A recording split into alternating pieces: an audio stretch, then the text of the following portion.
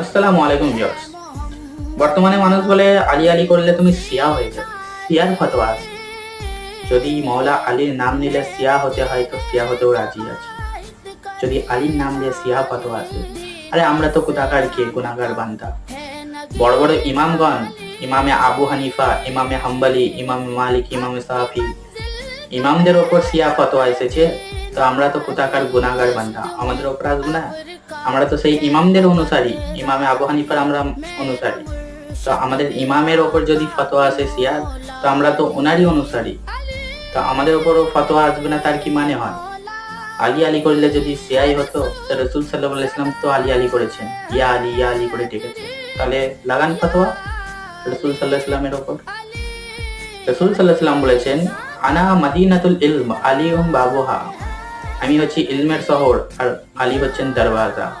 আমার কাছে আসতে হলে